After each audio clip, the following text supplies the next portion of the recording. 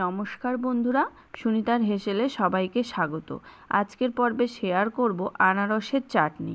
আনারসের চাটনি খেতে যেমন ভালো লাগে তেমনি বানানোও খুবই সহজ। চলুন তাহলে ভিডিওটি শুরু করা যাক। এখানে আমি আনারসগুলোকে ছোট ছোট টুকরো করে কেটে নিয়েছি। এইভাবে মিহি করে কুচিয়ে নেব। এবার আমি কড়াই বসিয়ে দিয়েছি ওভেনে আমি ওই কুচিয়ে রাখা আনারসগুলো দিয়ে দেব। এবার এটাকে আমি ভালো করে নাড়িয়ে নেব। একটু জাল দেওয়ার পরেই দেখবেন আনারস থেকে জল বের হতে শুরু করবে। এই জলটাকে আমরা ভালো করে শুকিয়ে নেব। এই পর্যায়ে আমি এখানে সামান্য একটু বিট লবণ দিয়ে দেব। এখানে সাধারণ লবণ দিলেও হয়, আমি একটু বিট লবণ দিয়েছি। বিট লবণ দিলে খেতে ভালো লাগে, টেস্টটা একটু বেশি ভালো হয়। এবার আমি এটাকে ঢাকা দিয়ে রাখব। দেখুন কতটা জল বেরিয়েছে।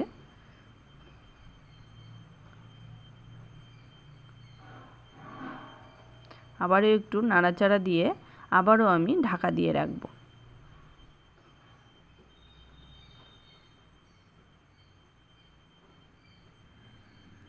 জলটা আমাদের মোটামুটি শুকিয়ে গেছে।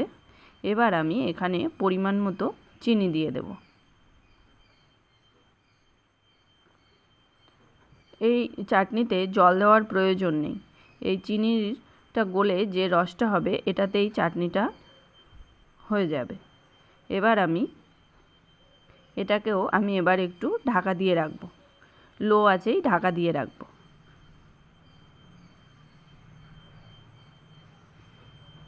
দেখুন কতটা জল বেরিয়েছে।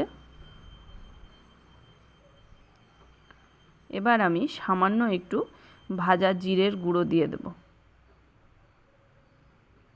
এখানে আপনারা একটা শুকনো লঙ্কাকেও কেটে টুকরো টুকরো করে দিতে পারেন, আমি দেইনি লঙ্কাটা।